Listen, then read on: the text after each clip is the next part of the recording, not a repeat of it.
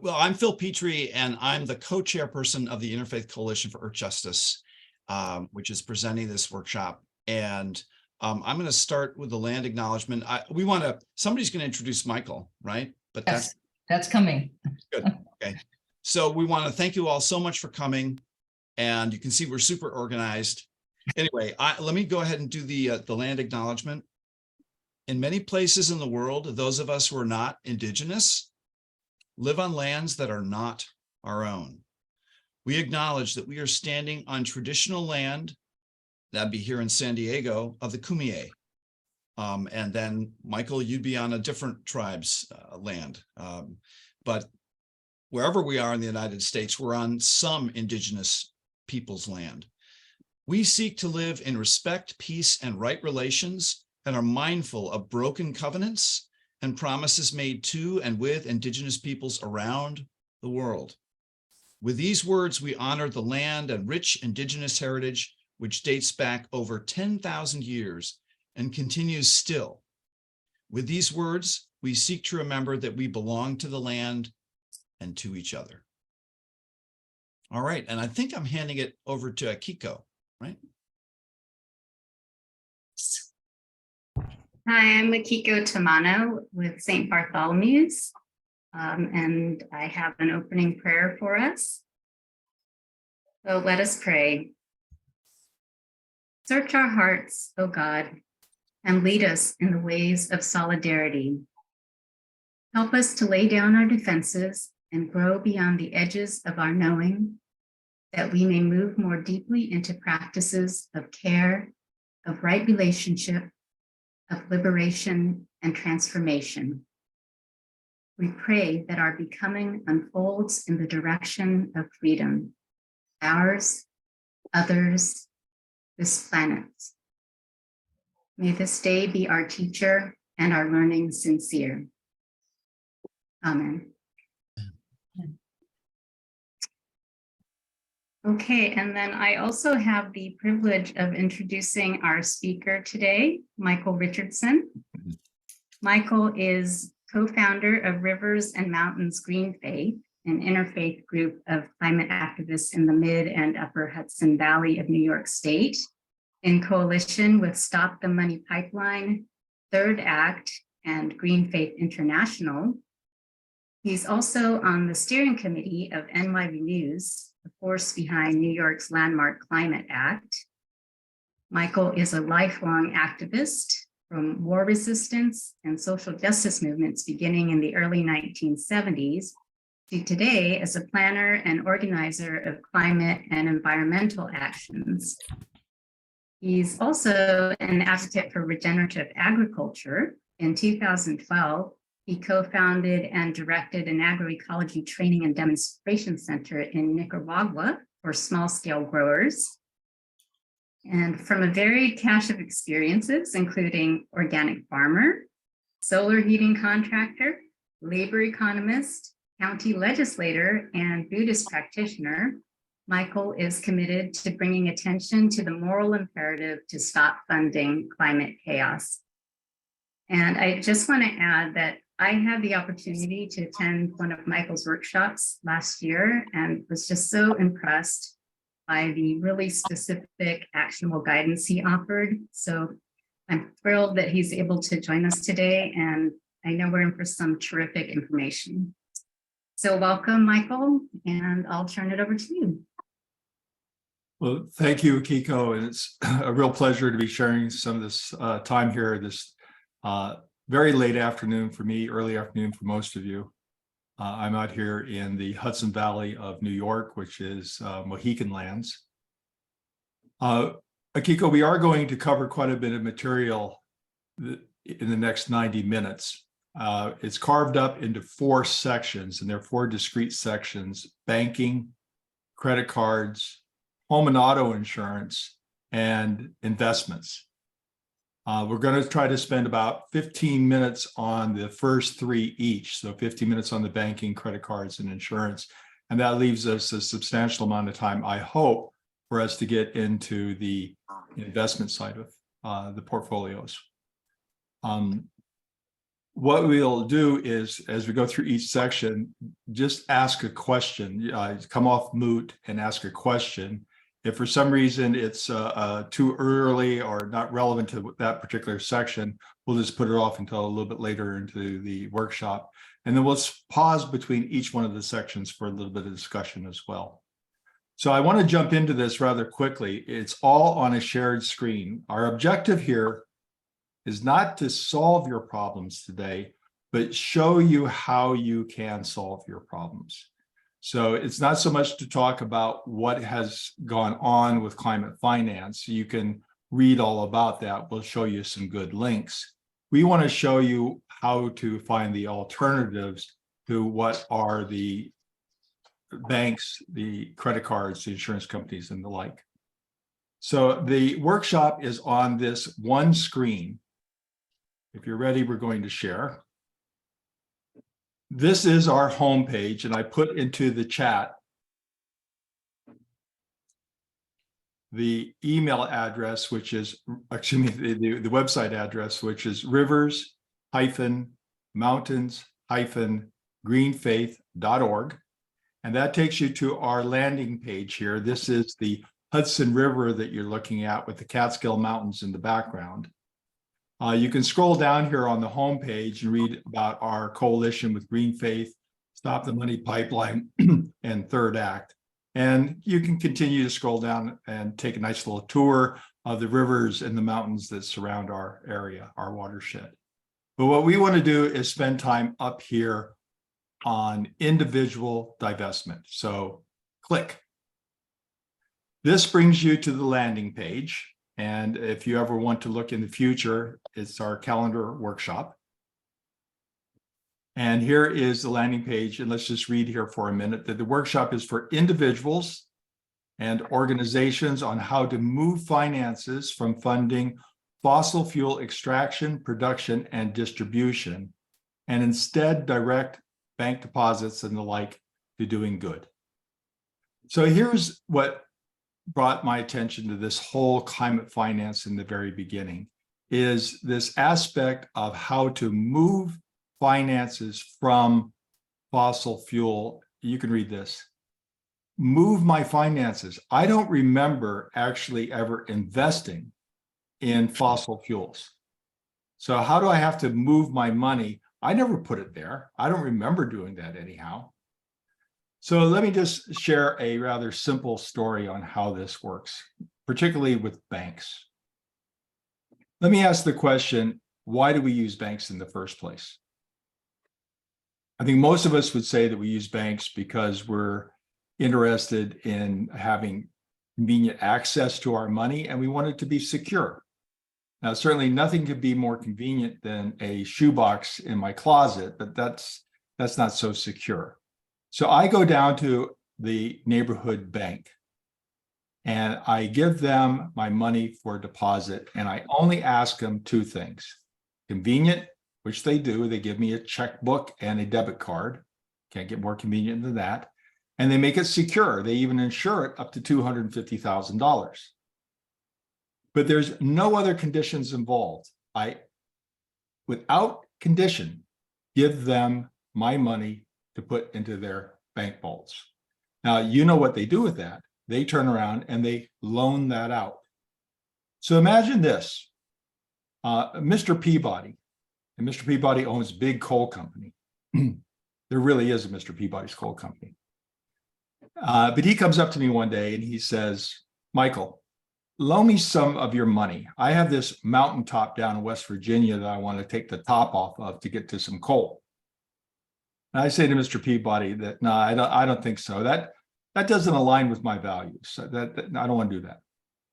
Mr. Peabody says, thank you, very polite, nods his head, wishes me a good day, and walks down the street to my bank.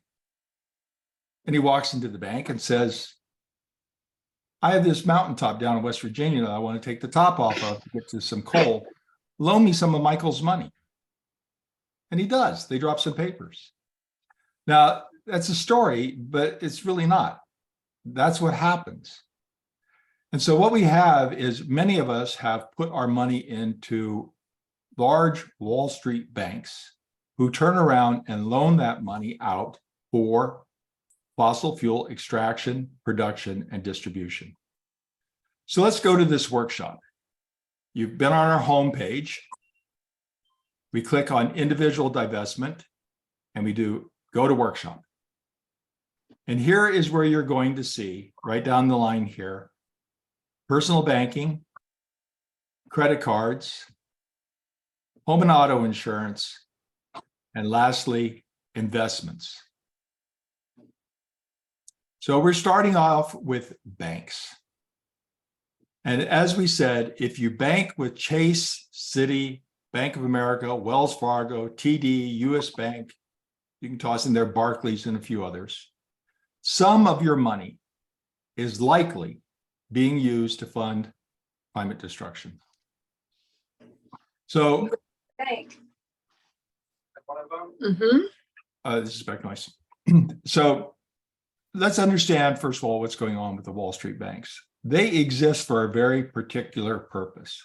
Wall Street banks exist for the purpose of providing complex financial systems for Wall Street companies.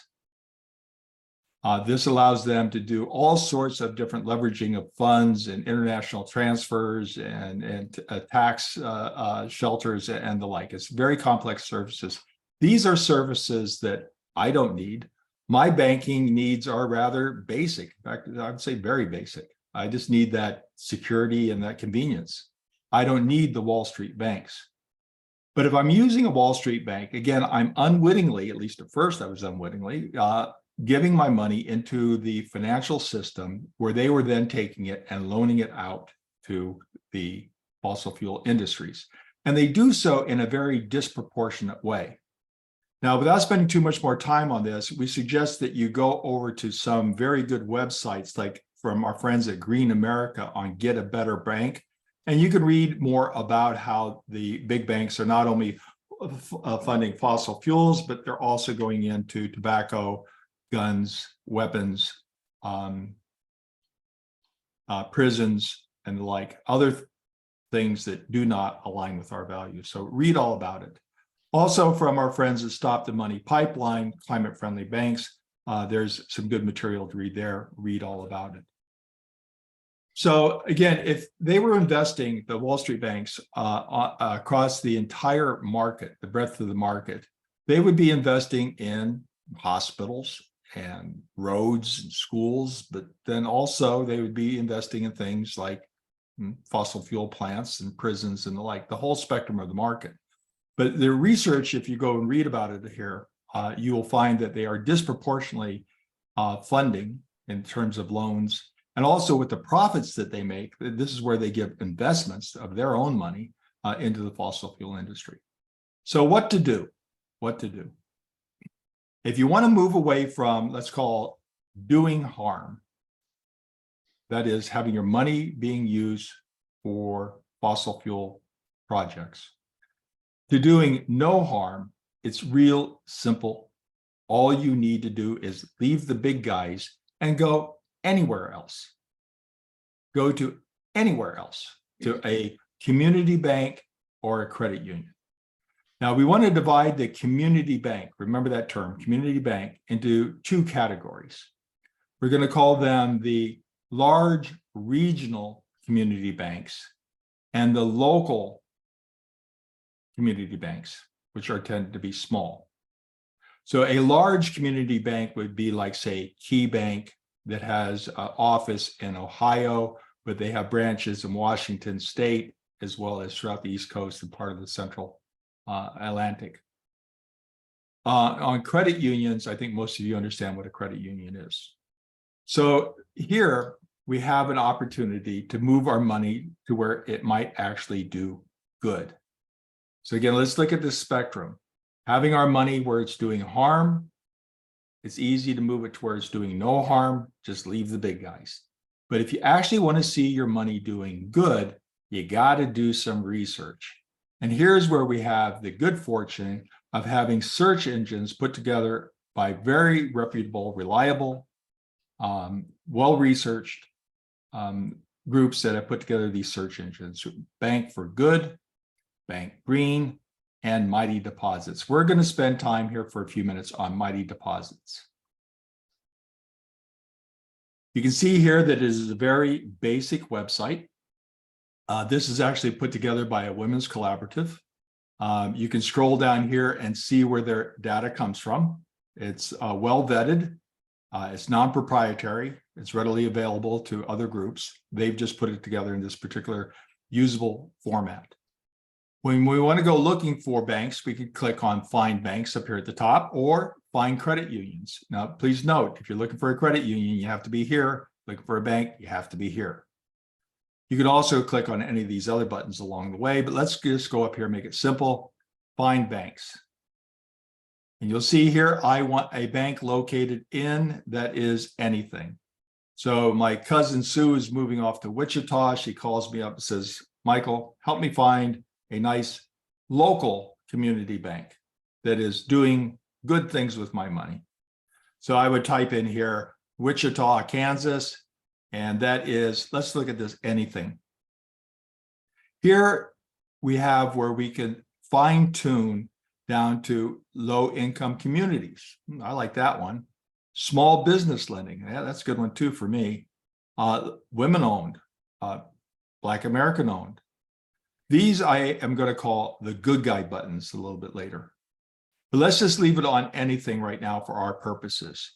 And rather than doing Wichita anything, come off mute, one of you, and look up a bank by name. Somebody give me a bank. Citibank. Well, you didn't give me a local community bank, but let's look at Citibank. No, here, this is a good one. So Citibank, we need to scroll down to find the big guy.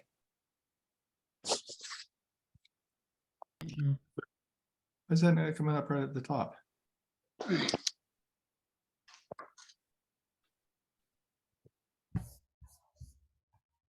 it is. Now, one thing you'll notice right here, I talked about the good guy buttons. Here's the bad guy button.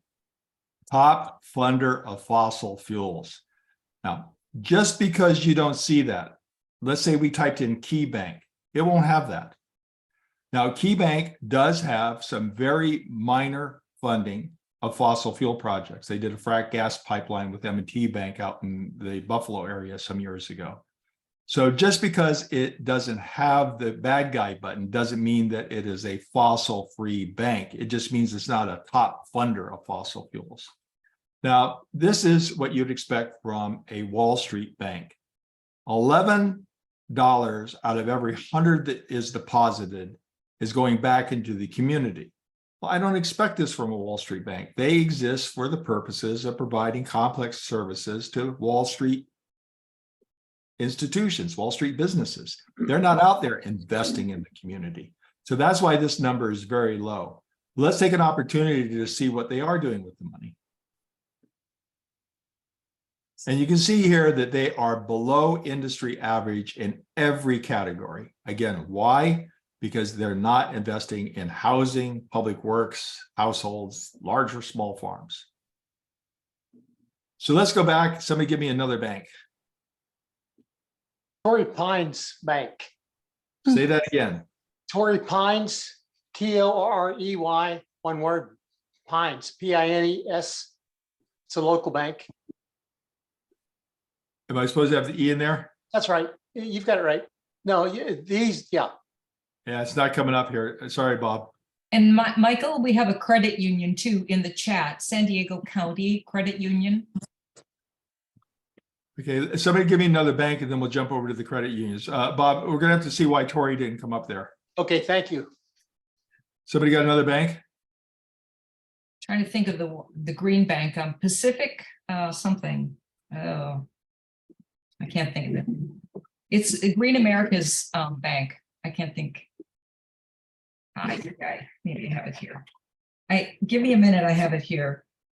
Yeah, I'm going to give you another West Coast bank that you folks may know about, Beneficial. Yeah, Beneficial. That's it. That's the one. Okay. Now, here you're going to get the complete opposite of Citibank. Now, myself, I like to see where the community dollars are somewhere between 60 and 80. Now, you might say, why not more than 80? Well, the reason is they need to be holding some of the money back into some other types of investments and reserves. I can see by most of us that many of us have seen It's a Wonderful Life at least more than once with Jimmy Stewart, where everybody comes and takes the money out of the bank. You don't want that happening. Or even worse, more recently with First Republic and Silicon Valley. So somewhere between 60 as a low point and 80 as a high point. Beneficials right here at $58. And you can see here all these good guy buttons. When you have some time, make a little note to yourself to the side. Look up B-Corp on Google. This is a vetting organization. They have very tight standards on what qualifies as a B Corp or not. Now, there's also a rating that comes from our friends at Green America and Beneficial, as you pointed out, Diane. They do recommend Beneficial State Bank. Let's click here a little bit more and find out what they're doing. You can see here that they are very high in households and in small businesses, and then over into housing. So again, I want to see my money not doing harm, but it's not enough just to have no harm. I want to see my money being used to fund things in my community that I have value in, such as housing, small businesses, small farms, and the like. Let's take a quick look over here at that credit union that somebody mentioned. So you saw I came up here and clicked on credit unions, not banks. What's the name? San Diego County Credit Union. Look at that, popped up first one. Now here you see that 54 of the dollars are 100. Now that is a different standard. When it was $58 for Beneficial State Bank, it was above industry average. Here it is slightly below industry average. The reason is community banks, by their very nature, and in most cases by their charter, are to be investing back into the community. So they have a higher industry average than community banks do. You can see here that it has two good guy buttons on housing and business. You can click on it and find out a little bit more. And you can see here that it is slightly high on housing. It is only slightly high on households. So again, what's wrong with being average? Nothing. This is a very average credit union. It's not all that above average. It's not all that below average. It's just a good, solid credit union. So anybody else want to look up another bank or another credit union? I just looked up mine, which is local, and it is Front Wave Credit Union. And I noticed they invest $63. So it's kind of nice to know that. And 100% of the money is based in California. So that was kind of cool to find out.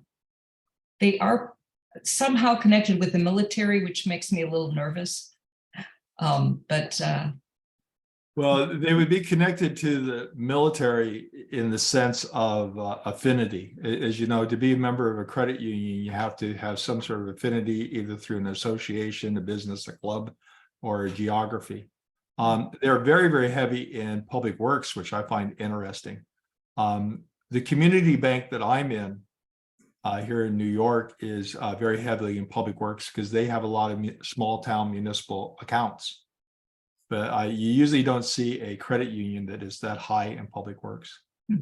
But again, you would see that it's a little bit above average on housing and below average on some of these other things. This is rather unique. But what we want to leave you with here as we move on, we'll take some more questions, is this wonderful tool. And I'm just going to take one more little peek here. If you scroll down or just take a tour around their website, there's many opportunities to click on buttons. I want to click on eco-friendly banks. And because this is a fossil fuel-free workshop, we're going to click on this one. And here you have 13 banks that have been screened out. And when I talked about that $60 to $80 range, you'll see here what I'm talking about. And look at the number of good guy buttons here when you're looking around for a good bank. I'm not going to spend too much time here. You can come back and take a look. Spring Bank here in New York City is considered by many environmentalists one of the greenest banks. When you scroll down here, you're going to see Beneficial State Bank again. And even out here in Massachusetts and parts of where I live, Berkshire Bank. So these are all, for the most part, either regional community banks or local community banks that are investing in a reasonable way in the community. But what I suggest you do is, when you have some time, out here in the Northeast in New England, where the nights are long and the days are cold in the wintertime, what better thing to do than go on Mighty Deposits and look up bank accounts? But what you might try doing is, instead of watching football games next Thanksgiving with all your relatives, break out Mighty Deposits and look up everybody's bank. You'll be a big hit. Let's just take a brief pause because we're going to go into credit cards here in a minute. Any questions? Yes, Michael. Oh, I'm sorry. I have a question. I do a lot of banking, I guess, through USAA. What would that be considered? That's not a bank. It's an institution for ex-military people. It's a financial institution that has banking as well as insurance products, as you know. That's what they're mostly known of. We're going to touch on them very briefly. Okay, thank you. If you wanted to just anytime do your research on this, you can type in USAA fossil fuel, and you'll be very interested on what comes up.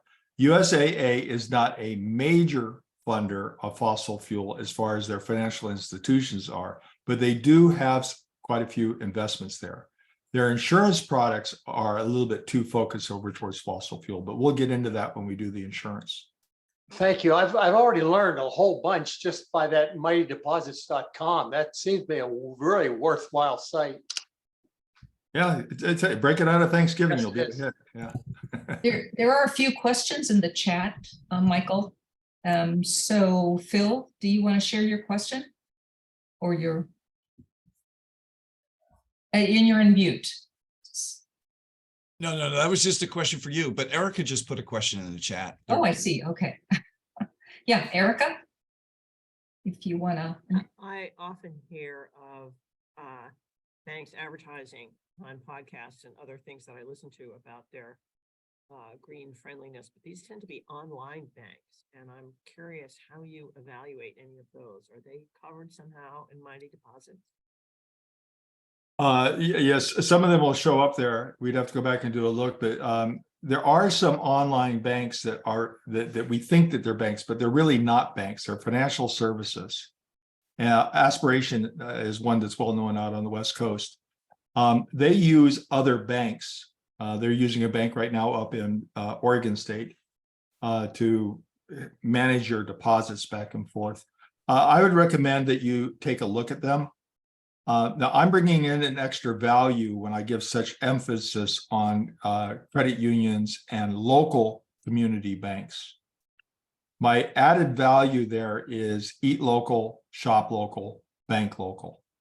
So I myself tend to shy away from the online banks because they're not going to be taking my deposits or my neighbor's deposits and get them back into the local community where I want to see that money being loaned out. But that's an added value. And this workshop is just about being fossil free.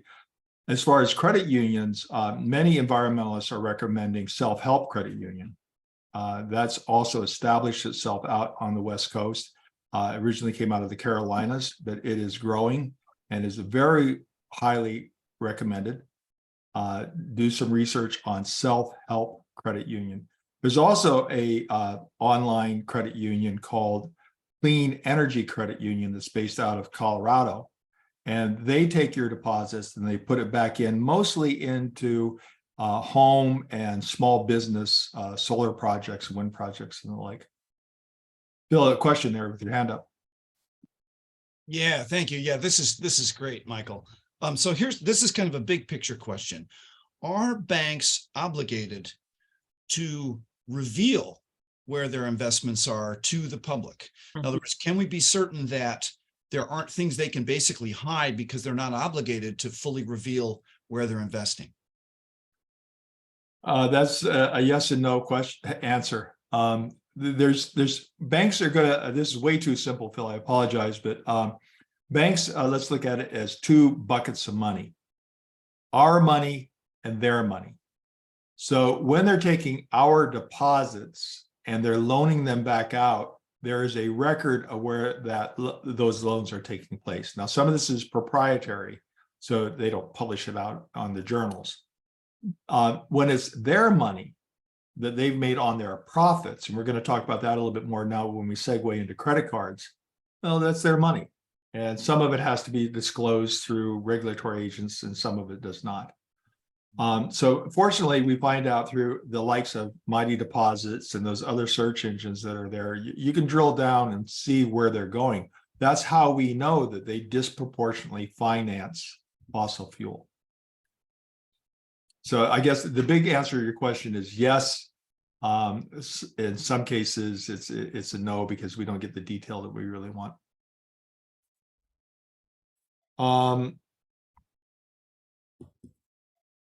Michael, I'm just trying to add those things that we're talking about, like Aspiration Bank, put them in the chat and share that with others at the, as a follow-up, I guess, and then put them in for you. So good. Yeah, on that credit union in Colorado, it's Clean Energy Credit Union. Okay, thank you. Sorry, I missed that. Clean Energy Credit Union. And the one that is based out of the Carolinas and is coming to California is Self-Help Credit Union. There's a self-help credit union and self-help federal credit union. You get into one or the other depending on your affinity group. Okay, so let's move on. Share screen. Here we go. Credit cards.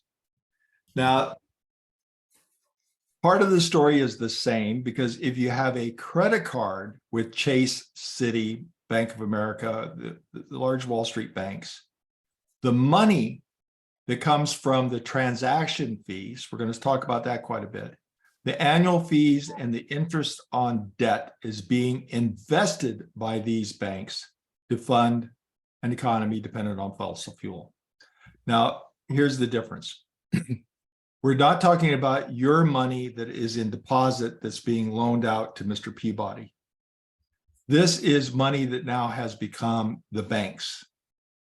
And they are not loaning it, but they're investing it because it's their money. And where are they getting the money? It's from us, and they're getting it either through interest on debt. We understand that, right? Or the annual fees. Some of us still have cards with annual fees, many don't. Or from the transaction fees. Now you can come and read many different sources on what's going on with credit cards. Again, we recommend, whoops, I clicked on the wrong button. We recommend going to Green America and read all about it on finding a responsible credit card. But you can read a little bit more on exactly what's going on with the interest on the debt and the annual fees and how they're using your money that way. But we want to talk about the transaction fees here, because I think most of us these days don't have much interest on debt, if any, or we're not paying annual fees. But on the transaction fees, when you go to a restaurant, I think you know this, and let's say your tab is for $100, that restaurant is not going to get the full $100 because the credit card bank is going to hold back, let's say 3%. Now, on some cards, it's more than that. Some cards, it's less than that. American Express is usually up around 7%. That's why a lot of businesses, we don't take American Express. But let's just use 3% for the purposes of this. Now, what happens with that 3%? Well, some of it goes to us as the consumer, as an incentive to use the card. We're either getting points or cash back, which really gets to the question, why are we using credit cards? Because if I go out and get myself a fossil-free bank, my credit union or my local community bank, and they happen to issue their own credit card, or they give me a debit card, I really don't need to be using these other credit cards. I just use my debit card, right? Well, I use a credit card because I want some of those points back. Now, I'd be very direct about it. When I go down to my food co-op, I don't use my credit card because I don't want them losing that 3%. But when I go to a large purchase, I go to a furniture store to buy a new chair, I use my credit card. I want those points back. And I take them as cash back. So here, when we look at this transaction fee, what we want to be looking at is who is branding the card and issuing the card. So hold on to those two terms, branding and issuing. So if I have a card that is branded by Citibank, it's also going to be issued by Citibank. And out of that 3%, they're going to give me, say, 1.5% to 2% cash back or in points, and they're going to keep that other 1%. And I could go on and on talking about Wells Fargo or Bank of America cards. Now, if I have a card that is being issued by, branded by a different bank and issued by, branded by a particular bank and issued by another bank, then I have two players in there. I'm going to show you this amalgamated bank card. So amalgamated bank does not issue their own card. They brand it and they have it issued by First National Bank of Omaha.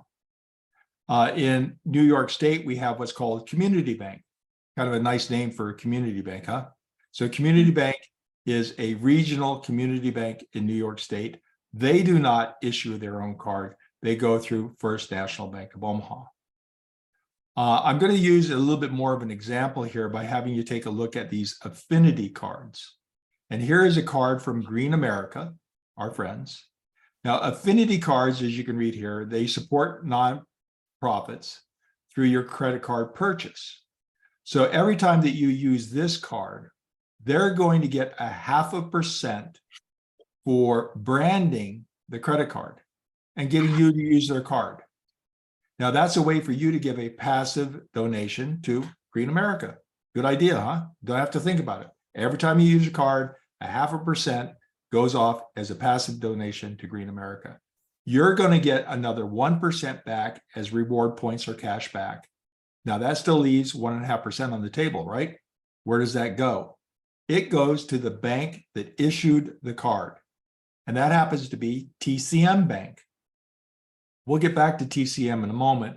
The TCM is not a brick and mortar bank. It exists for the sole purposes of issuing credit cards for other institutions and banks. Now, also Sierra Club, they have an affinity card, same story. 0.5% goes to Sierra Club, 1% goes to you, and the remaining 1.5% goes to Beneficial State Bank. We talked about them earlier. So here's a little bit of a difference when we're looking at our cards up here. When we wanted to leave the Chase, Citi, any of the Wall Street banks for our banking purposes, how easy was that? All you had to do is go any place else. And if you wanted to see your money going to doing good, well, then you went on Mighty Deposits and you did your research and you found yourself a nice community bank or a credit union that aligns with your values. But when it comes to the credit cards, not so easy. You can't go just any place else because there's not a lot of any place else to go to. So now, if you're lucky, your community bank or credit union is going to issue their own card. Great, fossil-free bank, fossil-free card. But what if they don't? If they don't issue their own card, or maybe they don't have a card at all and you have to go someplace else, then you don't have too many alternatives. The alternatives that are out there are really down to TCM, First National Bank of Omaha, which is a brick and mortar bank in Omaha. Beneficial State Bank, which is out your way. And for credit unions, there's this CUNA. CUNA is the same thing to credit unions that TCM is to banks. It's not a brick and mortar credit union. It exists for the purposes of providing credit cards, issuing credit cards to credit unions. So again, alternative number one is find yourself a green bank, if I could use those terms, that issues their own card. One that we recommend is Evergreen Card. This is by First National Bank of Omaha. This is a 2% cashback card. Also, Beneficial State Bank has what they call their climate card. So they brand and issue their own card. These are green banks that are issuing their own card. Now, in my case, I'm going to use this as an example. I bank at a local community bank, it's the Bank of Greene County. They do not offer a credit card. So I have to go out on the market and get my own credit card. I could go anywhere. I could go to Green America, Sierra Club. But I went over to Amalgamated Bank. Amalgamated Bank is a progressive bank that's been based in New York City for many, many years. It was founded by labor unions. It is a B Corp bank. And so I got my card through them. It's issued by First National Bank of Omaha. This is a 1.5% cashback card. Now, I want to come back over here before I open up for questions. There's also what we call store cards. Now, these are private label cards. You may be familiar with some of them from Lowe's, Verizon, Sam Club, and the like. Some Amazon cards are store cards, but also, as you may know, Amazon has a Citi card. But these store cards, some of them are issued by, not by Citi, not by Chase, not by Bank of America, by, you can read here, Synchrony and Community. Both of these are just like TCM up here. They are not regular banks. They exist for the purposes of issuing store cards. So like TCM issues credit cards, Community and Synchrony issue store cards. So how do you know? Well, if you have a card that's not branded by one of the major Wall Street banks, you can either find out who's issuing your card, turn it over and look at the back.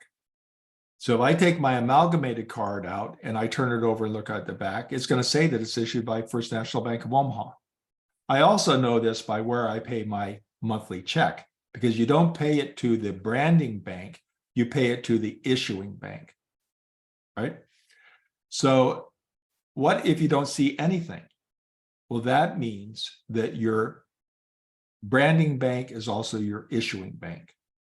So if I had a KeyBank card, they issue their own card. You turn it over, it doesn't say anything. That tells me that they're issuing their own card. So there you have it in a nutshell, what's going on with credit cards. Let's go to questions. Michael, how does Visa enter into this? I noticed Visa is on all those examples you gave. And I'm a little concerned here, to tell you the truth. Like many people probably on this call belong to Costco.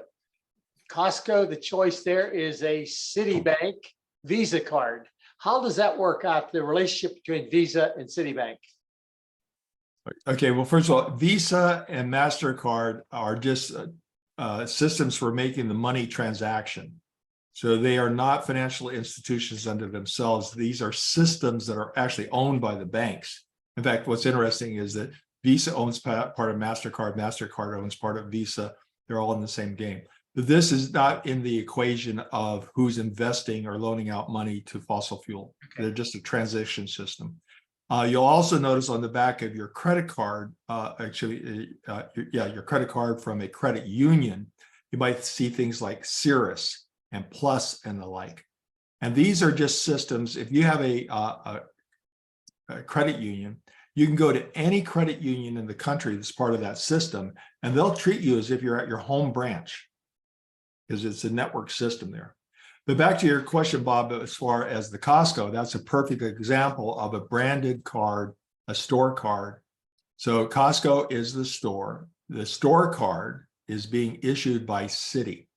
So in that situation, depending on what they've negotiated, and this would be proprietary side, only be guessing, that Costco is probably getting something like 0.75% back for branding the card. You're probably getting something like a percentage point for using the card, and that remaining percent and a quarter is going to Citi. Thank you.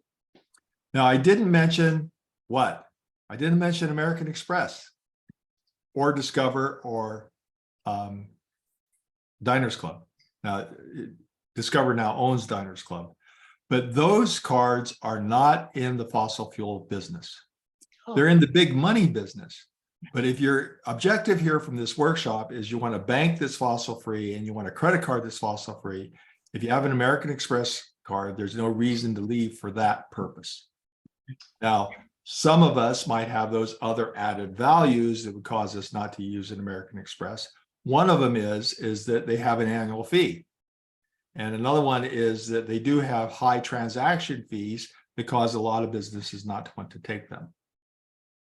But unto themselves, there's no reason not to use an American Express card if your objective is to not be contributing to the fossil fuel industry. You've just given me more reason to use my Discover more. I have a Discover card as well as my Citibank card, and I will use it more. So a lot of people like using those cards because you get actually more than just 3% back, depending on how you use it. Kathleen, did you have a question?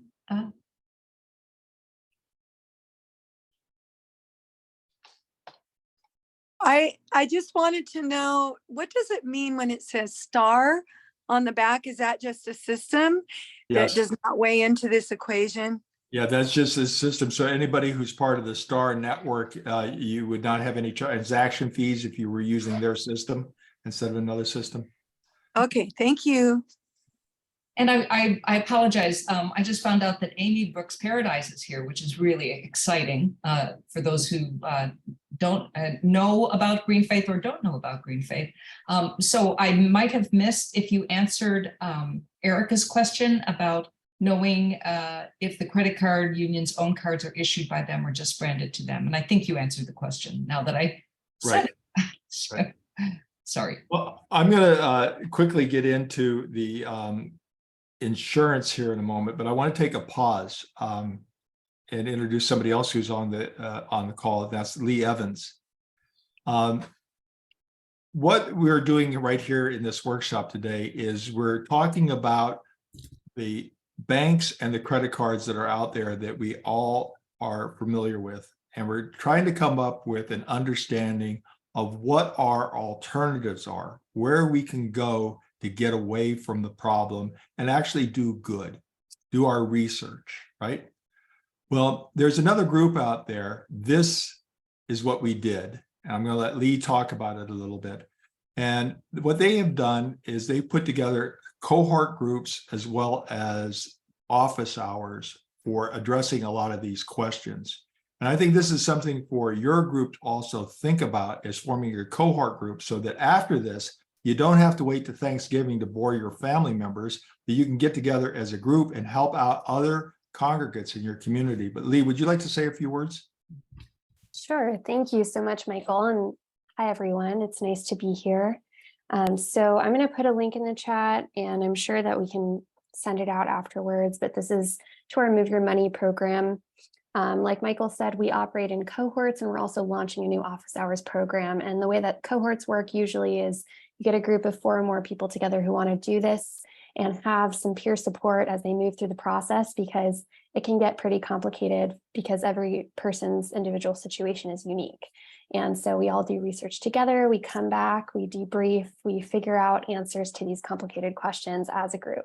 And so that's one of the programs we have. And then at the end of this month, we're launching office hours, which is we're going to have folks who have gone through the process, people like Michael and myself, who are available at regular times each week or a few times a month to answer questions as they come up for individuals.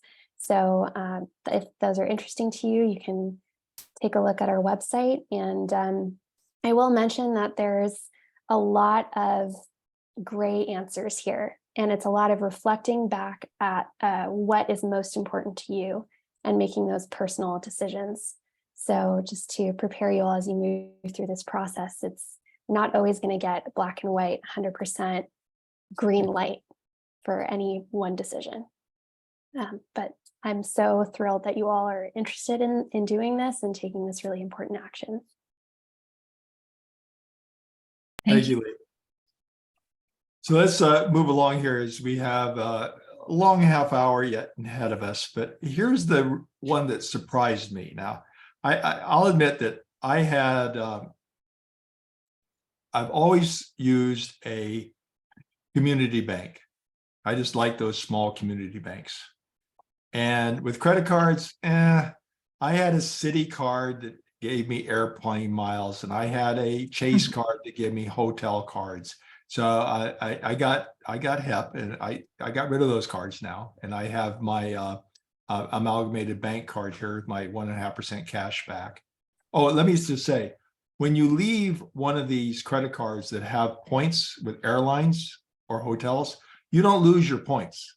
The card's gone. You're not going to get any new points when you use the card, but the points belong to your membership club.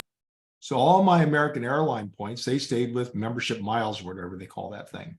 And all my hotel points, they stayed with ICEJ. They didn't go away. They're still there. But the one that really surprised me was home and auto insurance. Now, I always thought that I was getting my home and auto insurance from a home and auto insurance company. Little did I know that I'm actually getting it from a fossil fuel insurance company. Now, remember what we said about that Wall Street banks exist for the purposes of providing complex financial services for Wall Street companies? They do what they do. That's what they do, right? Well, what do insurance companies do? They insure things. And the big ones, they insure pretty much everything, from antique cars to oil tankers going across the ocean.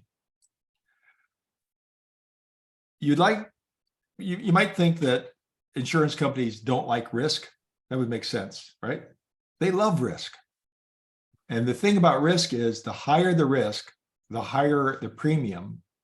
And if your actuaries are doing their job right, the higher the profit. And so you have a situation here where the insurance companies are out there insuring things, and what they love to insure are the excavation, production, and distribution of fossil fuels. So if you insure your home or auto with Liberty Mutual, Travelers, you can read here, Geico, then some of your money is likely being used to both insure and invest. I mean, I understand the insurance part, but it actually invests in the fossil fuel industry. So we suggest that you take some time here to read all about it with our friends at Rainforest Action Network. And then there's the premier source of this information comes from Insure Our Future over here. Read all about it. But coming back here and looking at the insurers and investors in fossil fuel. On the insurance part of it here, the insurers. The Liberty Mutual is the largest insurer of fossil fuel projects in, I believe, the world, at least in the United States and Canada. Now, what goes on here is that for a fossil fuel company, whether it be let's pick on Exxon building a refinery. So Exxon wants to build a new refinery. They're not going to use their own working capital. They have better uses for that, where they can make more money on it. They're going to go to the money markets, and they're going to take loans from banks, investments from private equity or public equity, or grants and subsidies from governments. Now, the banks, the investors, and the governments will not give them any money for that refinery unless the project is insured. Makes sense, right? When something goes bad with a fossil fuel project, it goes bad in a really big way.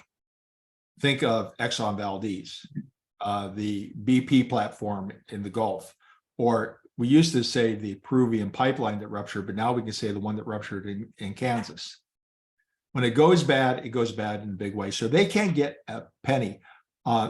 They can't get any money to move the tar sands out of Alberta to British Columbia unless somebody's going to insure that Trans Mountain pipeline.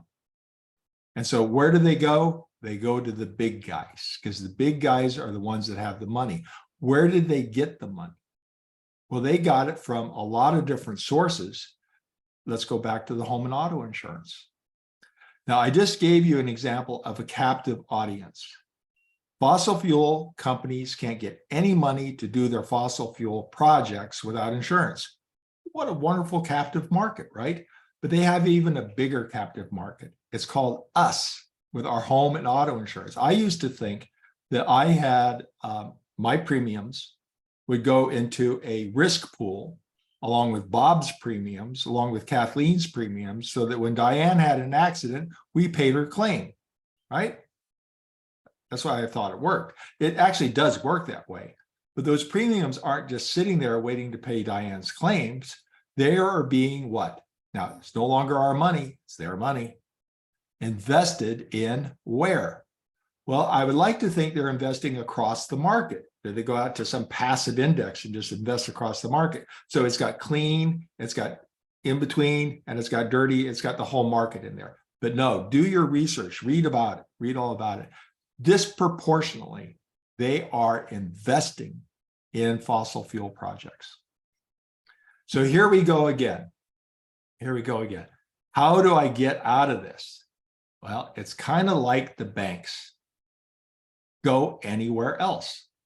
Leave the big guys. Now, the thing is the list of big guys that you see here is a long list, Bob, including USAA, right? See that? So here we got a long list. Now, you could rank this. This is alphabetical. You could rank this on who are the guys that are really heavy investors and insurers of fossil fuels. That would be Liberty Mutual. Travelers would be number 4. Progressive, oddly enough, is way down low on the list. They're heavy, but they're not the heaviest. They do have another problem. They're, I think, the 3rd largest advertiser on Fox News. So you could say that Flo doesn't have a lot of oil on her apron, but she's having coffee every morning with Tucker Carlson, or at least she used to. But when you look at these companies, if you want to get away from what they're doing, you have to go elsewhere. It's not quite as easy as going to Mighty Deposits and finding yourself your community bank or credit union. We don't have a Mighty Deposits here on this screen. It doesn't exist.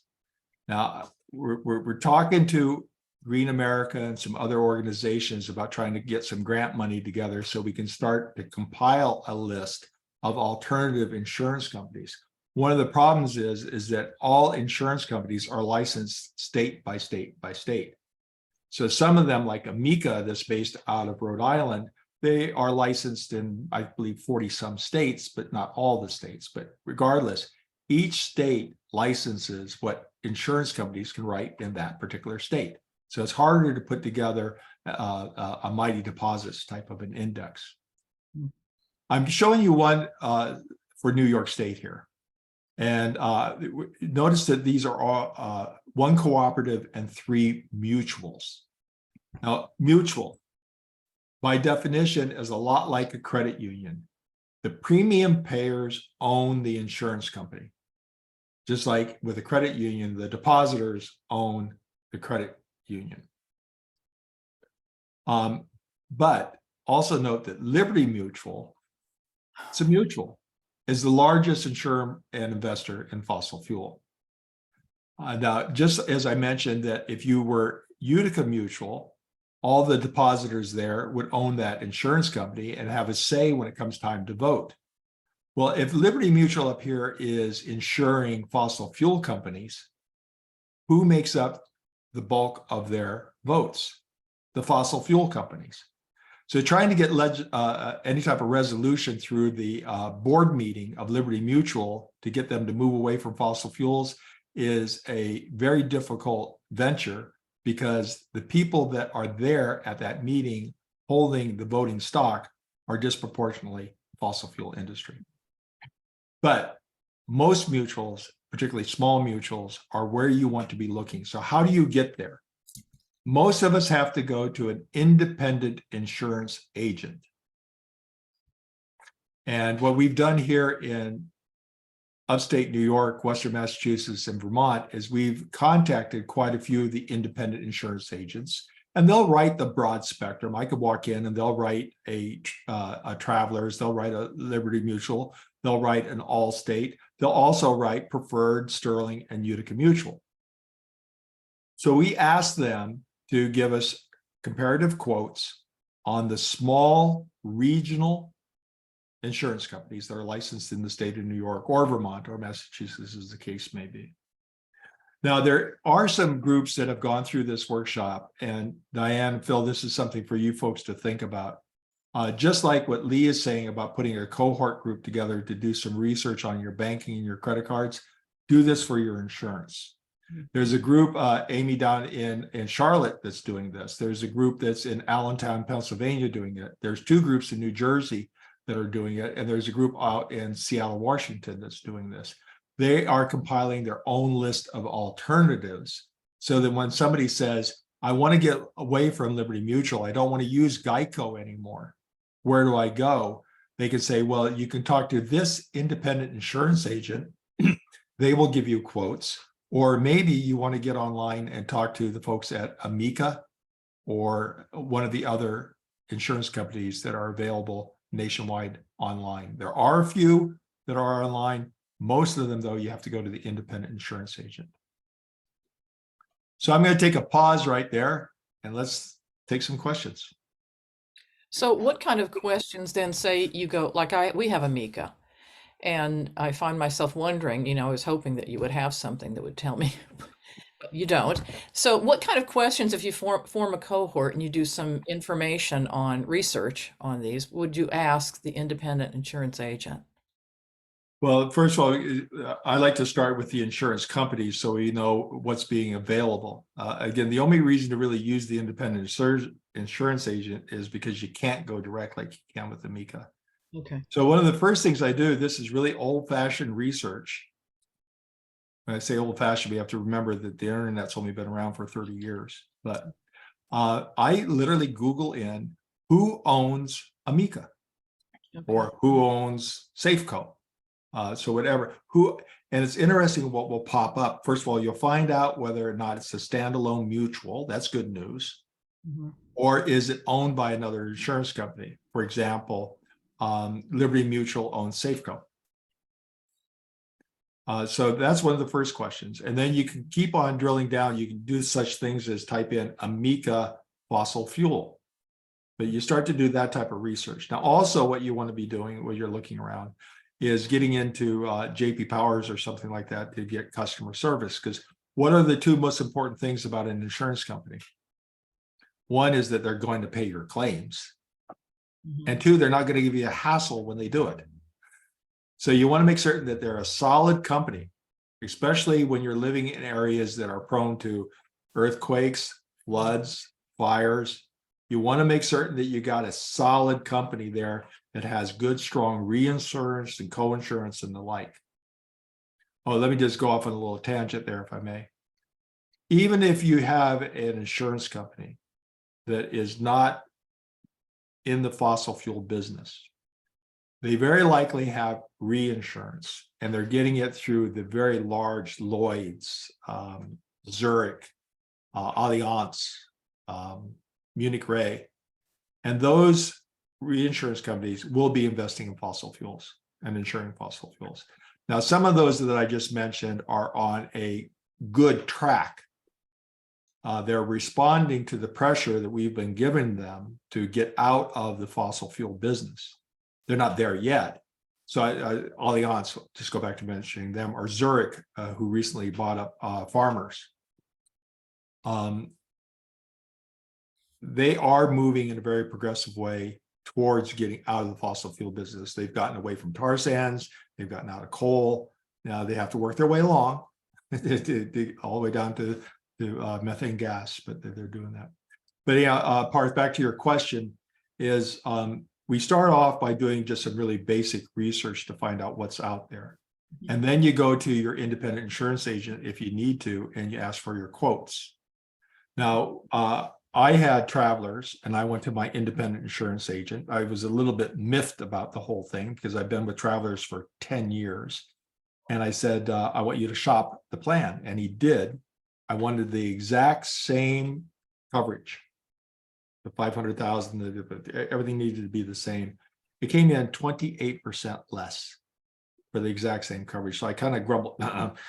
Yeah, that's $700 a year or less. I could do the math on 10 years. I wasn't too happy on why I hadn't been shopped.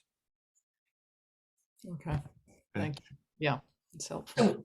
So I'm thinking too that for us in our area, we are not a GreenFaith circle, but we have done work with GreenFaith, and ICEJ has, and a number of our faith communities in relation with ICEJ have worked with GreenFaith.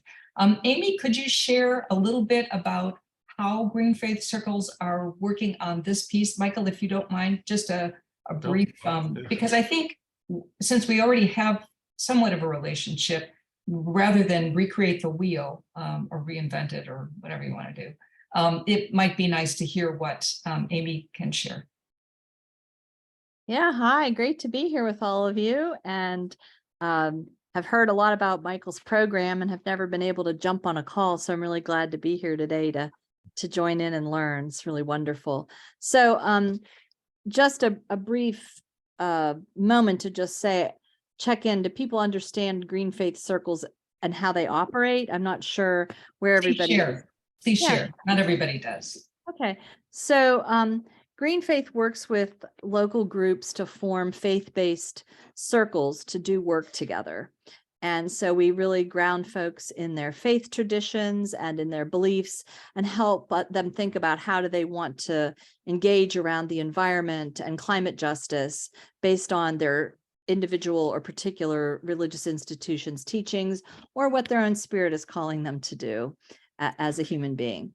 And so circles form to do various kinds of work.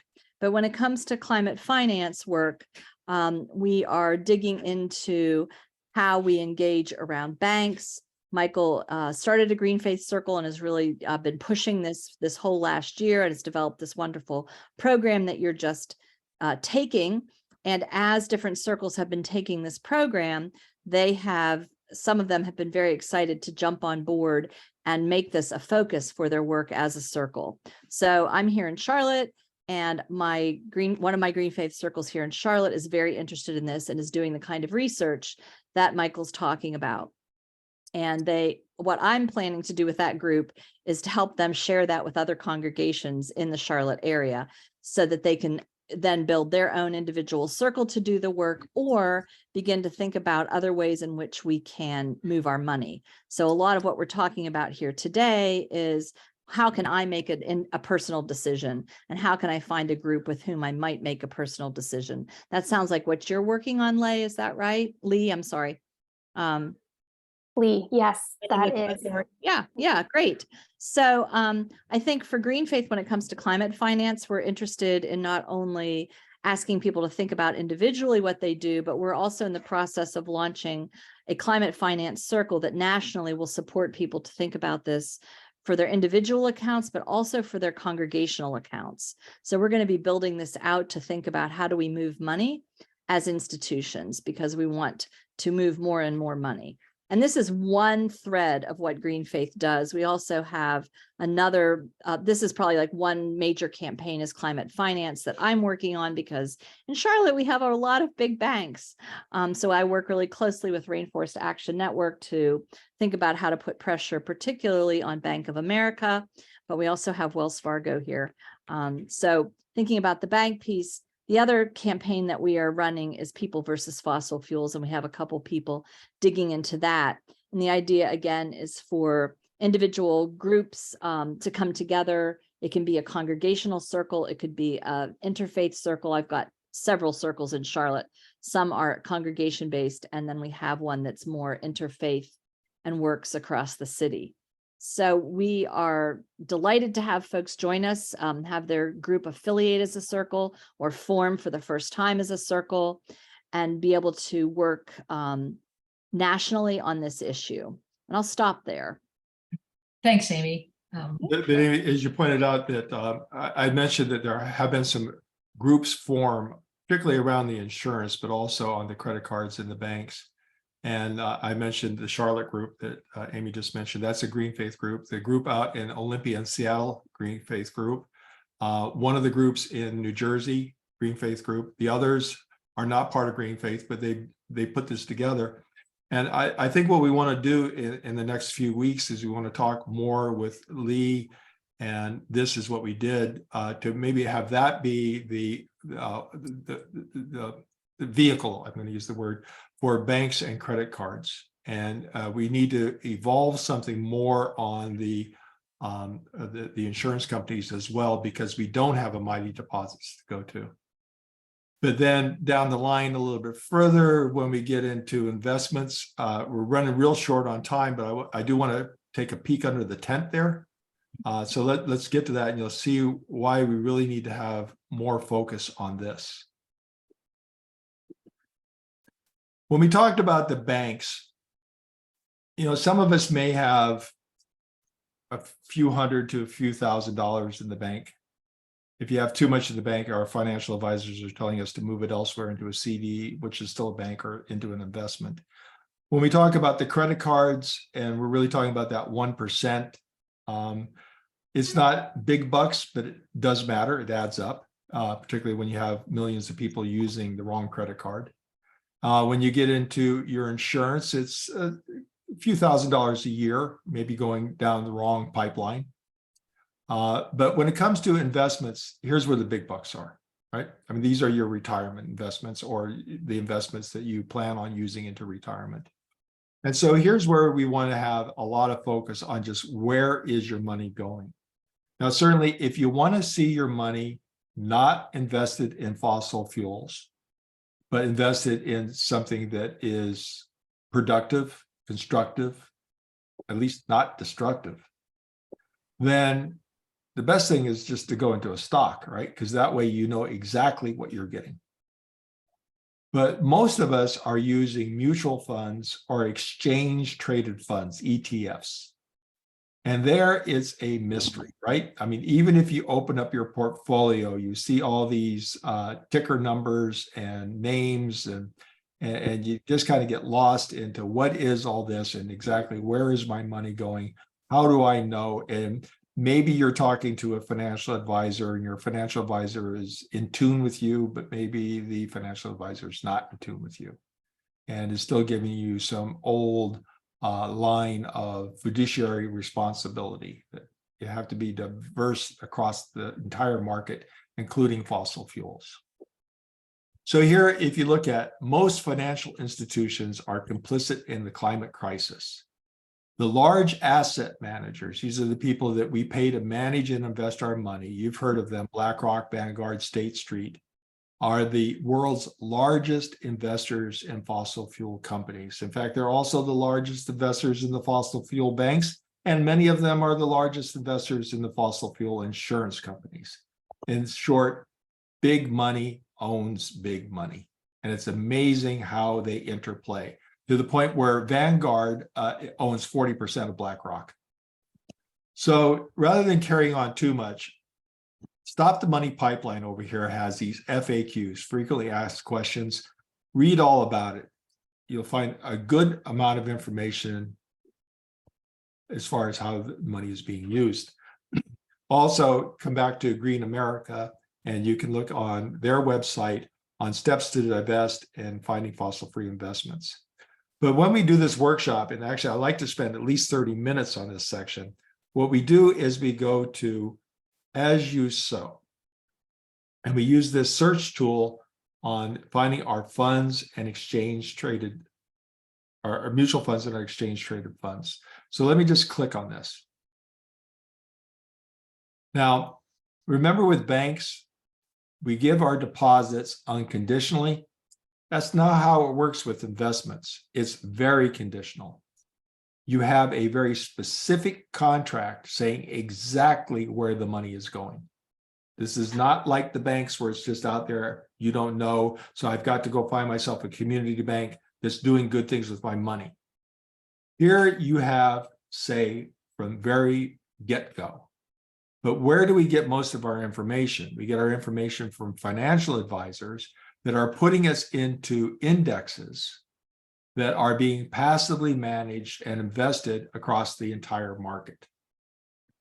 Now, I'm going to tell a very, very simple story to put into perspective what we mean by an asset manager, a financial advisor, and the like.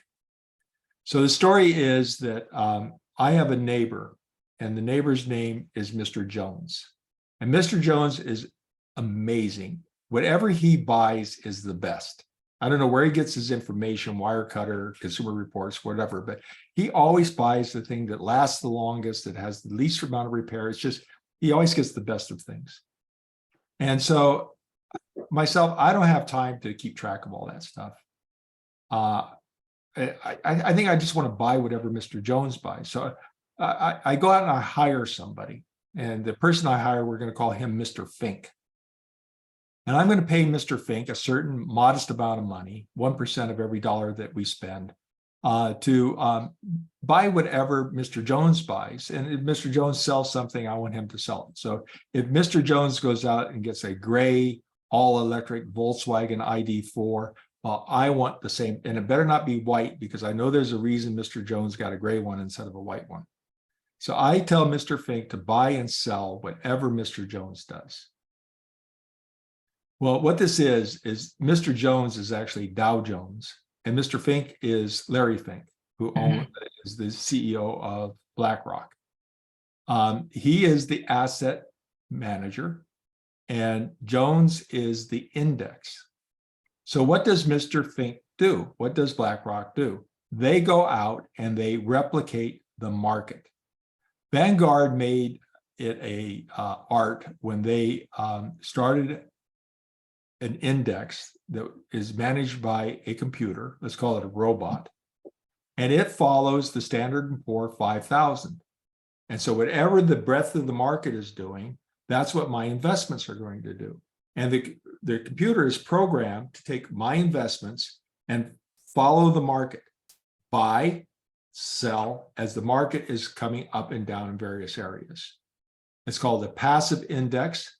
It costs about 1/10 to 0.2%. And it performs just like the Standard & Poor has performed decade after decade, which is usually around 10%. So Vanguard went out there and marketed this to a lot of pension funds, a lot of endowment funds, a lot of financial advisors. You can give me $200,000. We'll put it into this Vanguard fund that is following the Standard & Poor 500, and it's only going to cost you 0.2%. Now, the thing of it is, the breadth of the market has both good and not so good and bad things in it. It's got hospitals, schools, all the things I want to invest in, but it also has the fossil fuel industry. So what do we end up doing? And this is where we're going with this tool, is we need to screen out the bad things and put in the good things. Now I no longer have a passive fund. I have an active fund. I can't rely on that robot, the Vanguard put together. I now have to rely on people to follow and do the work. And as you know, people cost money. So now what does it cost me to manage my fund? 0.5%, a whole percent, 1.5%? That's getting a little bit high. Most of us start to say nothing over 1%. So how do you go about finding out what funds to be in? How much do they cost you and all that? Well, your financial advisor should be using 4 different tools. One of those tools should be fossil-free funds. Now, this is like Mighty Deposit. It's non-proprietary. All the data that comes into it is coming from federal and state regulatory agencies. Morningstar has a program just like this, and as do others. And this is just one that we find very user-friendly. I might note that my financial advisor uses this. It's not the only one he uses, but it's the first one he uses. And then he drills down further to check out other criteria, other screens, if you will. So what you do is you search it by the name. Ticker is the best because now I know I'm looking at the exact one I want to, or the manager. Now, again, this is to show you how to use the tool. You think that money deposits is fun. This is even more fun. Menu, see this button up here? Take the time to click on video tutorials. Just do an introduction. You don't need to do these others unless you really want to get into it, but an introduction is very important. Also, menu. You can come down here and just like fossil fuels, you can look at weapons, tobacco, firearms. But we don't have too much time to fool around on this. We need to come back and take a good look at exactly what this thing does.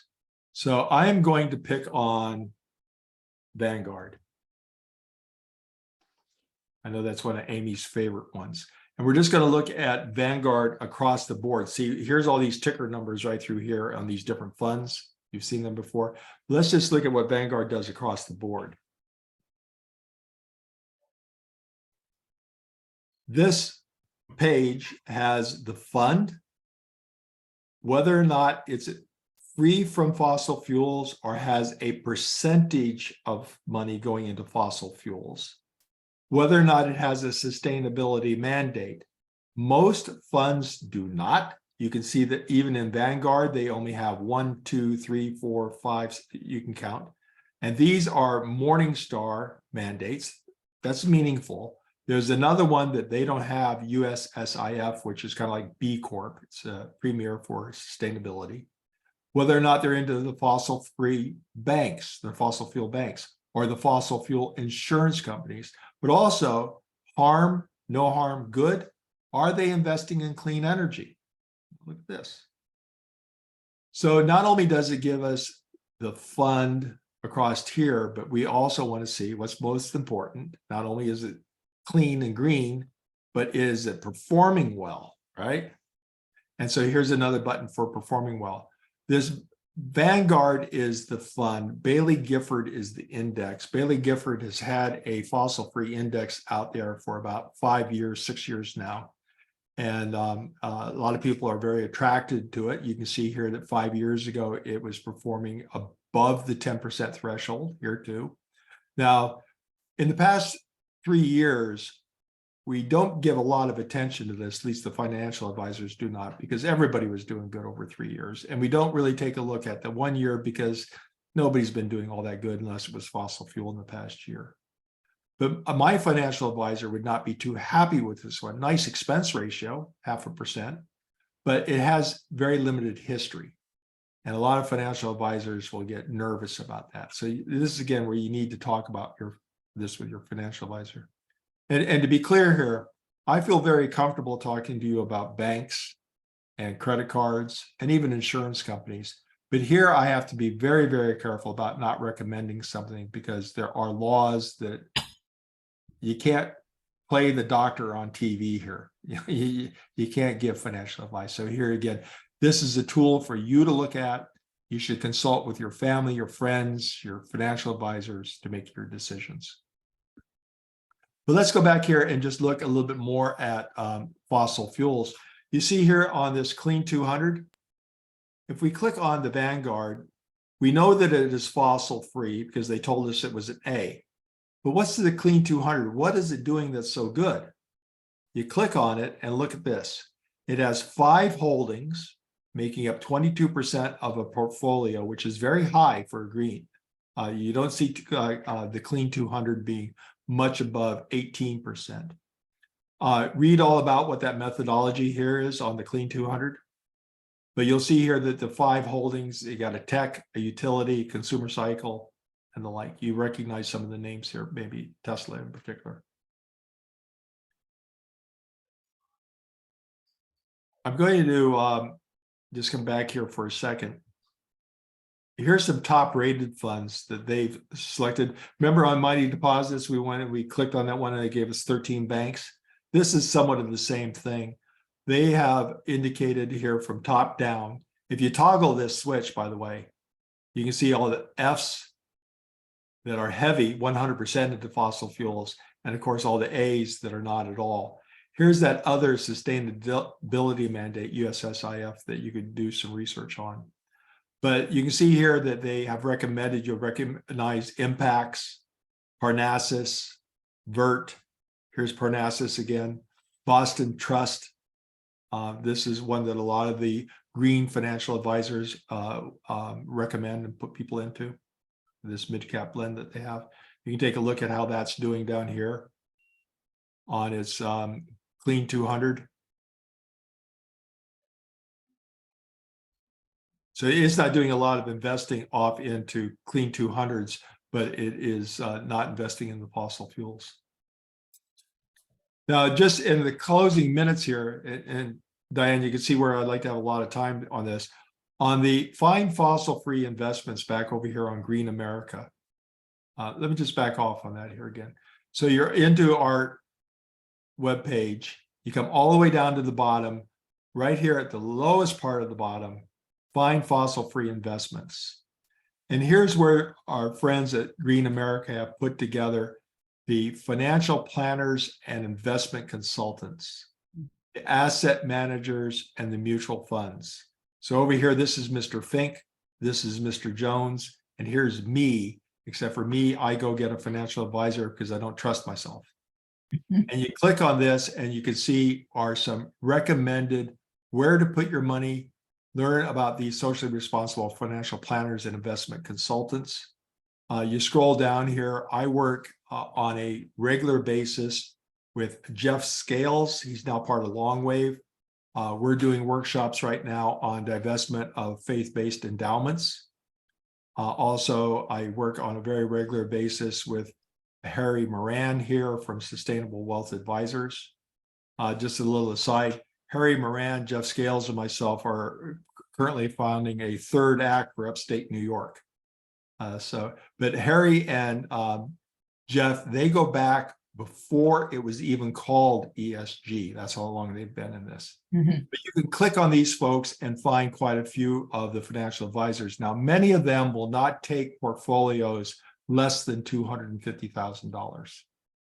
Some of them will not take portfolios for less than $1 million. So what do you do if you can't get a financial advisor that's going to take a small portfolio? Well, there are some out there like Amalgamated Investment Services, but you could also check with your local bank or your local credit union. They usually have financial advisors, but be careful because they may not be oriented towards fossil-free investments, true ESG, true SRI. Just allow me to go back to that one other page on asset management firms. When people say that there's only Vanguard, BlackRock, and the like, all of these on this page from Green America have been around for a long time, and they are well vetted. Boston Trust, Amalgamated, Calvert. Now, Calvert is now owned by Morgan Stanley, but they do have a brick wall between them. So none of the financing from Calvert is going over to Morgan Stanley, but it's too bad that Morgan Stanley bought up Calvert. They are one of the original social responsible investing firms out there. But you'll recognize some of these other names here, Trillium, for example. And then lastly, before I get out of here, on the mutual funds. And here, just broad-based mutual funds that exclude fossil fuel companies by policy.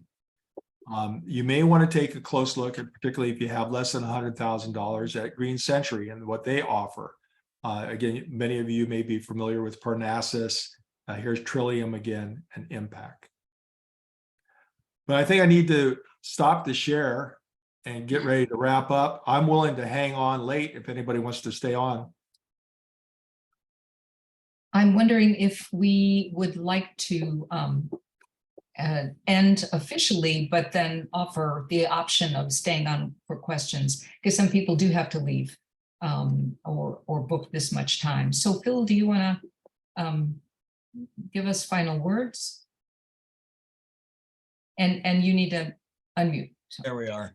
that's Yeah, okay, so I'll do a couple of announcements here. And I guess have Akiko sort of pray us out, but it will be pray us out, but you stay on if you want to do a few more questions. So first, we really want to thank Michael. This has been really, really informative. Excellent job. Deeply appreciate it. And I want to thank Diane and Akiko too for putting this together. Really, they have been the movers that made sure this happened. So you guys get a lot of cred as well. Just a couple promotional things about ICEJ. So Interfaith Coalition for Justice. We don't really have any major events coming up just now. The summer's going to be a little bit empty. We need to focus on fundraising. Speaking of money, and I'll cycle back to that in just a second. But so one thing that we will be kind of doing, and you might look for if you're on our mailing list, you'll get more information. There's an Interfaith Awareness Week, the week of August 6th, and we'll be presenting as part of that. But that's kind of a bigger thing. I think it's formed in North County, so that should be a good series of events over a number of days. I also totally want to invite anybody here that's interested to come to the ICEJ working group. That is basically our planning committee, our board, everything in one. And there's about 10 of us. You do not have to be a faith leader. I am not. It's probably good if you're a person of faith, however you define that, I guess. But, you know, we would take anybody willing to come to the working group, honestly. And we will be meeting on June 13th, which is a Tuesday from 3 to 4:30 p.m. We meet every second Tuesday of the month. So that's something, if you're interested, maybe just email Diane. If you could maybe put your thing in the chat, because I'll be gone for part of the month of June. Sure, and I did put the website there so people can find out more information. So you can also sign up through the website. And, you know, maybe in the interest of time, Diane, I know you wanted me to kick this over to Amy, but maybe I can just sum up Interfaith Awareness Week, and I'm sorry, not the GreenFaith Season of Creation, and if she wants to add something quickly, just because we don't want to take too long, but there's. Okay. And if I could just correct, it's not a GreenFaith thing. Seasonofcreation.org gives you information about that event, a month of events from September 1st until October 4th. The Creation Care community will be sending out information. We also ask if your faith community is interested in doing anything, if you could share that with us by the end of June, even if it's not filled out, just to let us know what you might be interested in doing. The diocese would like to know more information for those of us who are involved in the Episcopal Diocese. And everyone is invited to all the Season of Creation events. ICEJ had an interfaith service last year during that time. So just to throw it out there, I know that GreenFaith circles is also, it's like, you know, how circles interlap. That Season of Creation is recognized by a number of different GreenFaith organizations. And sometimes we riff off that. ICEJ did that 2 years in a row. We worked with GreenFaith for our action at first at Wells Fargo and also at the County Board of Supervisors the year before that. So anyway, we work together. Anyone else with information that they'd like to share very briefly? Can I just finish the, sorry. Sure. Oh, yeah. Go ahead. Sorry. And, yeah, and so I'm glad Diane did this because I don't know enough about it. She was, so that's terrific. I just have just put in the chat the link to donate to ICEJ. All our events so far are free. We hope to keep them all free. And the only way, of course, we can do that is to have some funds. We have one very part-time staff person. That is it. She works about 8 to 10 hours a week. So we are applying for grants and all that kind of good stuff, but we do rely on individual donations. So speaking of using your money, one of the things you could do with your money is give some of it, just a little piece, we'll take whatever you can give to Interfaith Coalition for Justice. So you can follow that and go to the donate button. And that's pretty much what I have. So maybe if we do open it up to other announcements, I fear we might go on super long. Does anybody have like a real urgent one? And I'll include Amy in that. Okay, hearing none, I say we go to Akiko for a closing prayer, and then we'll follow up with Michael on further questions. Thank you all so much.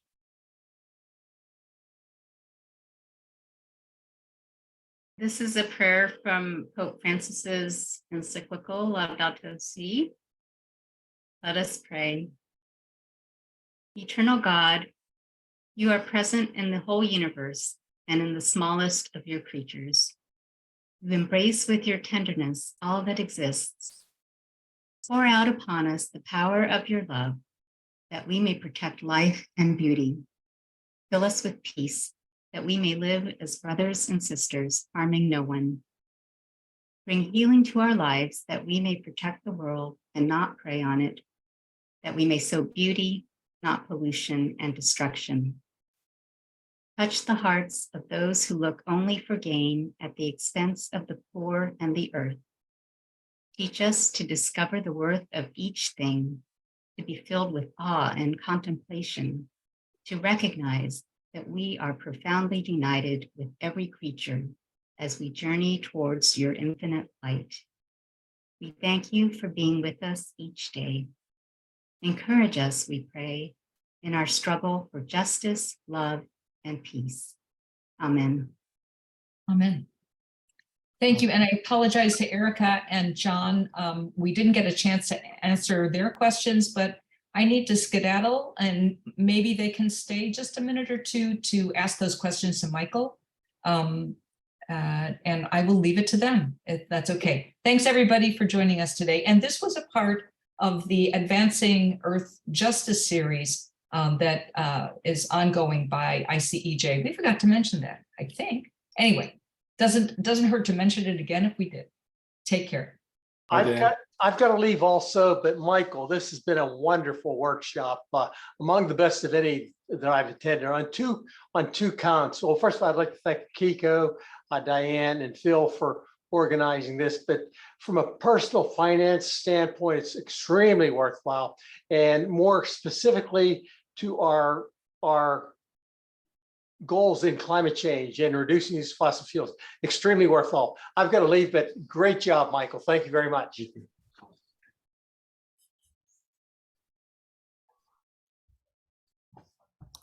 So there were a couple of questions out there.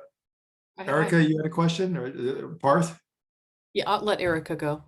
And then I have a question, yes. Well, thank you, because I basically have to leave, but. Erica, can you turn it up slightly? Your volume's low. My question is in the chat, so I have to go. But it was about how to track the the decarbonization process of the reinsurers. So maybe if you could answer that and put it in the chat, that would be great. And fill in Yeah, just very, very quickly, what you have to do is you need to find out who the reinsurance company is. That's research, and then you have to do your research on them.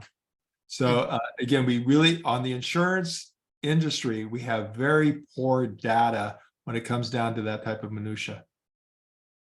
Okay. And that's where we're trying to do more and more to get a grant together so we can do some more. Thank you. Yeah, so my question was, can you hear me? Yeah, it was about the ESG funds.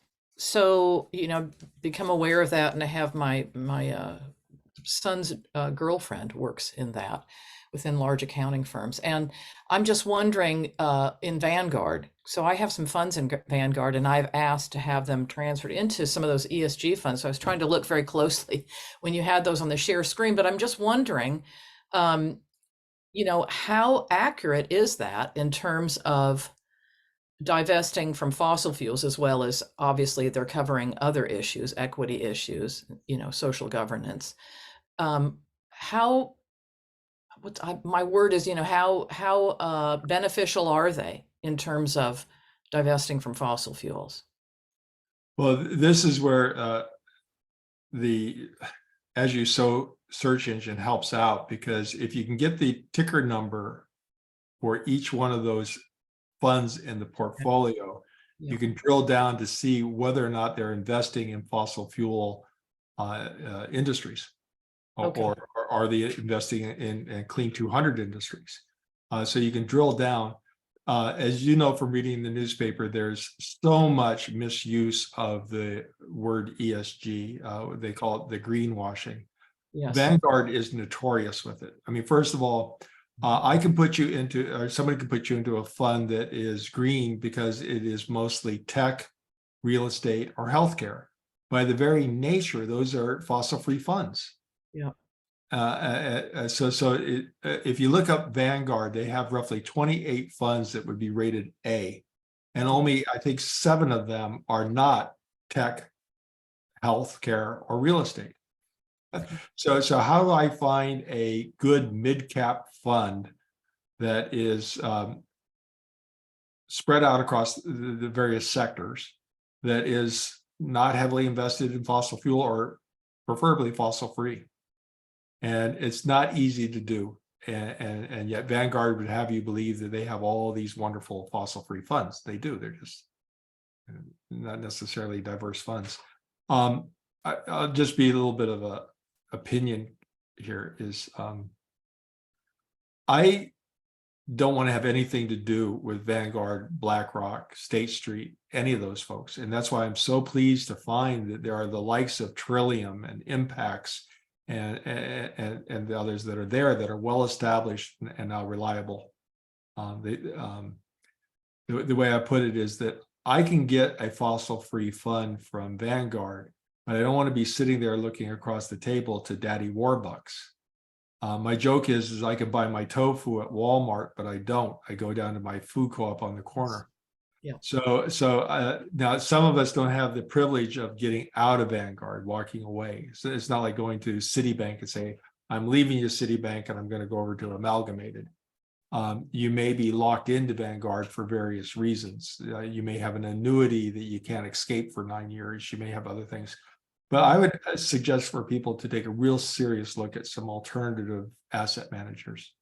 Yes, and I think your whole has been right on that point, has been really beneficial for me looking at that. When you said that about Vanguard, 40% BlackRock, my stomach just got a little nauseous there.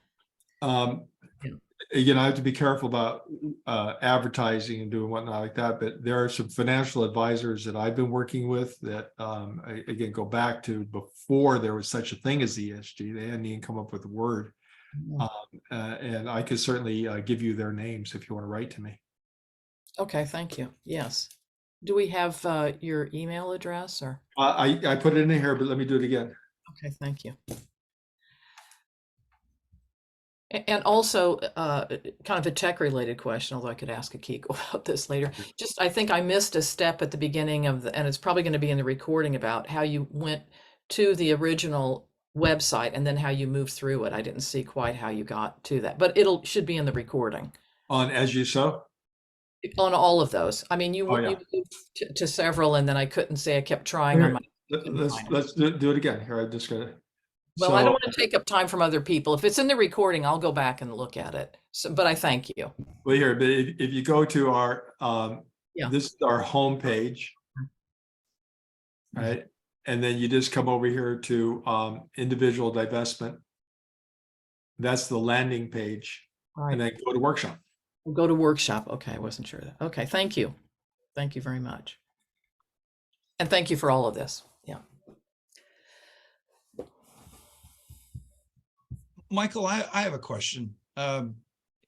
So this is another, I tend to think more in big picture stuff. I'm not really good with the minutia of finance or whatever, but in terms of ESG, and let's say ESG, that really is what it says it is. Okay. Doing fairly well and the industry shifting.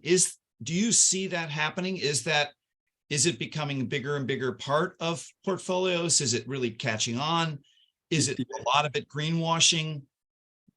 A lot of it is greenwashing, and yes, it is catching on, and it's catching on in a really big way. First of all, it should never be any of our goal to beat the market.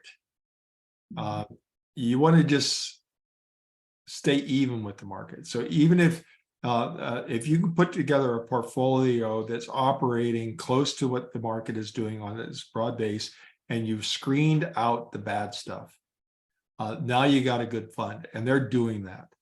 Again, I work very closely with Long Wave and also with Harry Moran, and they have some portfolios that are performing very, very well. They've screened out the bad guys, and they're intensely managed. It costs a percentage point to manage the fund. So also, as you know, even the big asset managers are telling their folks on their staff to have an exit strategy for fossil fuels. That one of the things that we lecture about in the endowment divestment is that too many financial advisors put a period at fiduciary responsibility, period. And they say, I have to have this investment that's across the whole market, that's diversified, that includes all the sectors. Otherwise, I'm putting it at risk. I'm not being fiduciarily responsible. But we take the period away. You know, the prayer from the Pope takes the period away, because it goes on. Fiduciary responsibility recognizes that I am not investing in the destruction of the climate, which will lead to the collapse of the financial institutions. So how am I being fiduciary responsible to continue to cause climate destruction? And Larry Fink knows that we're heading towards the tipping point. He knows that. But Phil, the answer to your question is they've met the challenge. We can have our investments shifting away from fossil fuels towards renewables and the balance of the market, where we screened out the bad stuff, and still perform in a fiduciary responsible manner. It's there. Too bad we don't have enough financial advisors that are hip to that. Right, right. Well, in fact, when we talk about on the endowment divestments, we say, what's the number one obstacle to moving these funds towards divestment? It's a financial advisor. Mm-hmm. Well, so are there any other questions with the 5 that are remaining, or 4 of us for Michael? All right, go ahead. I was just saying, it's been a pleasure to spend a couple hours here in the afternoon with you.